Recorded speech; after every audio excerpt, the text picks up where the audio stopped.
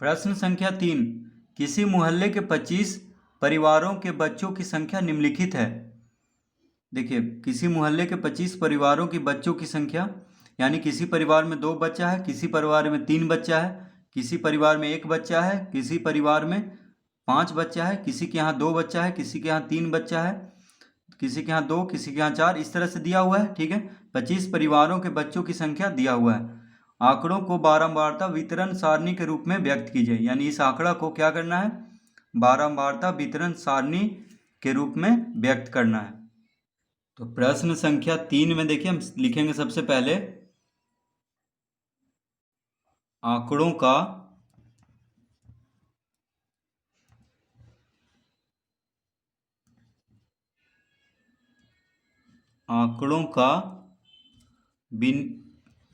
विन्यस्त रूप।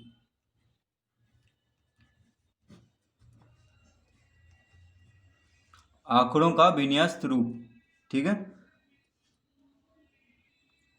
तो आंकड़ों का विन्यस्त रूप, पहले हम आंकड़ों को विन्यस्त रूप में हम सजा लेंगे।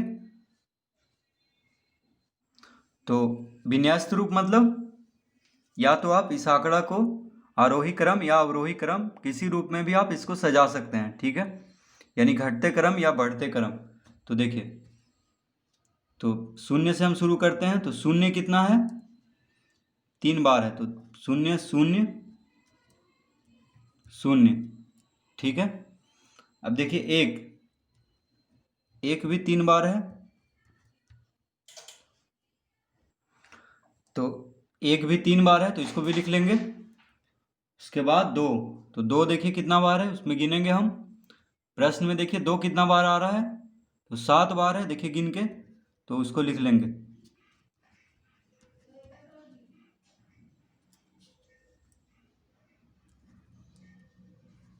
ठीक है, उसके बाद देखिए 3 कितना है, 3 है, देखिए प्रश्न में देखिए कितना बार है, 5 बार है।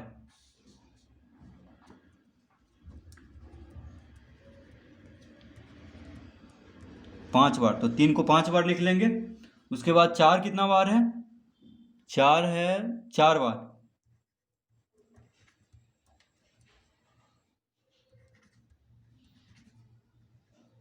ठीक है, उसके बाद 5 बच्चों की संख्या कितना है, तो 3 बार, तो इसको लिख लेंगे। देखिए, अब हम आंकड़ों को विन्यस्त रूप में हम सजा दिए ताकि ये पता लग सके। देखिए, आसानी से हम इसको बारंबारता वितरण सारणी में हम इसको प्रस्तुत कर सकें। तो अब हम लिखेंगे यहाँ पे बारंबारता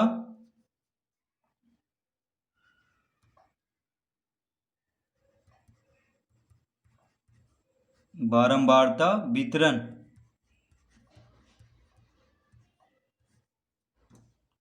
सारणी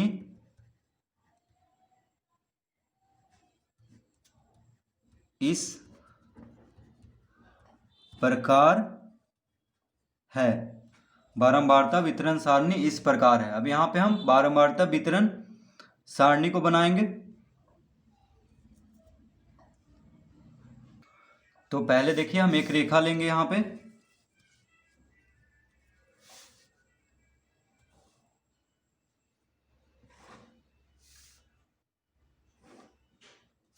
इस तरह से। ठीक है, उसके बाद देखिए कितना है, बच्चों की संख्या में देखिए कौन कौन है, शून्य। देखिए, तो शून्य को 1 मानेंगे, तो 1 2 3 4 5 6, यानी 6 घर बनाएंगे। क्योंकि देखिए, शून्य में शून्य आएगा एक घर में, फिर 1 आएगा एक घर में, फिर 2 आएगा एक घर में, तो कितना हुआ, 1 2 3, फिर 3 आएगा एक घर में, तो 4, और फिर 4 आएगा एक घर में, 5 1 6, और ऊपर लिखना होगा बच्चों की संख्या। तो 7 घर हम बनाएंगे। ठीक है, तो देखिए 7 घर हम एक एक करके इसको बनाते हैं यहाँ पे। तो इस तरह हम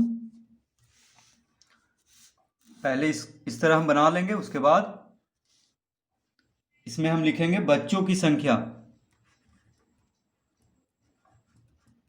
बच्चों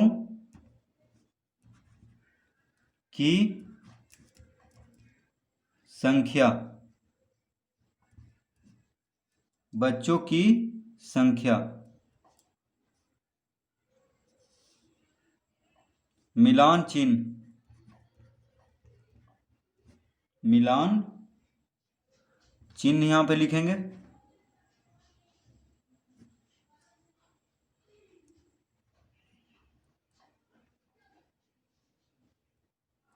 मिलान चिन्ह, ठीक है। और यहां पे बारंबारता,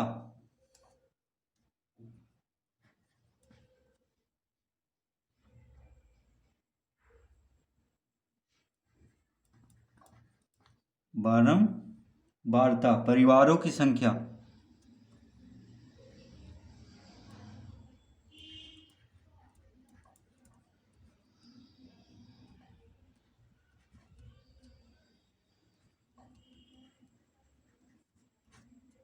ठीक है। बारंबारता में देखिए परिवारों की संख्या आ जाएगा।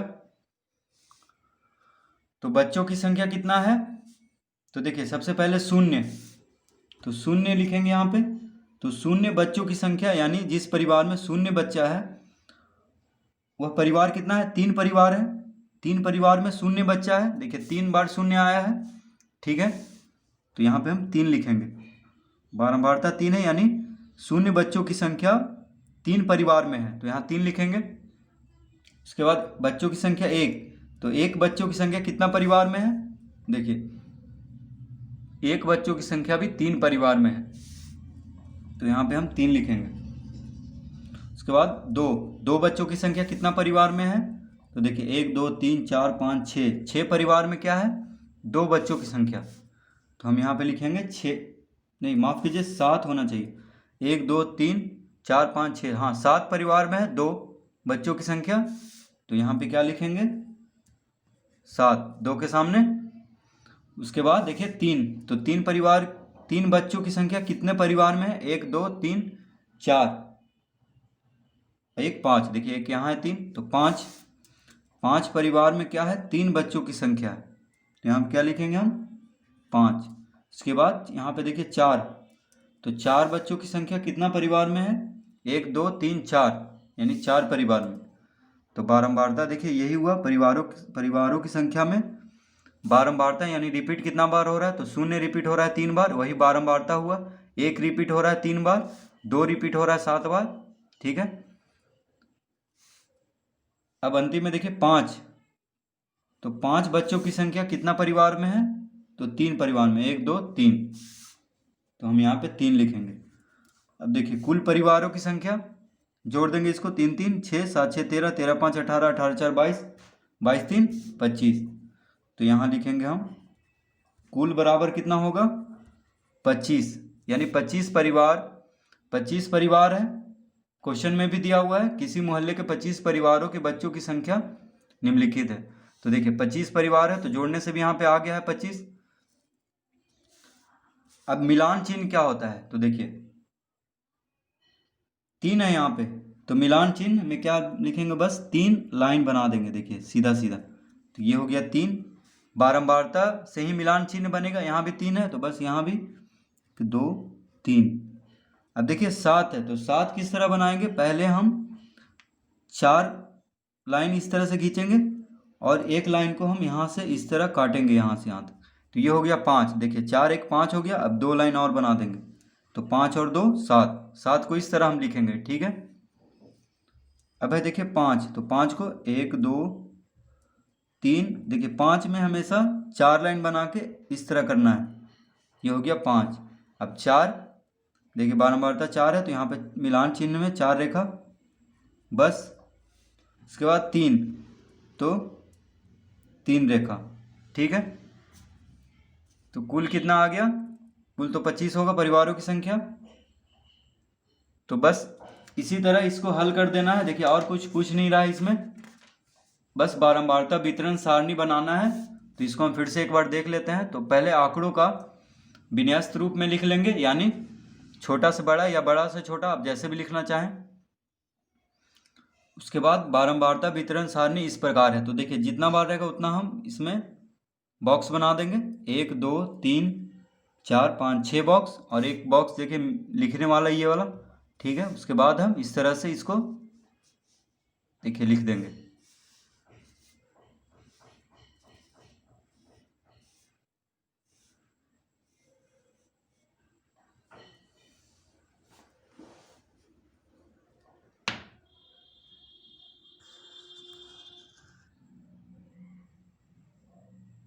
देखिए इस तरह से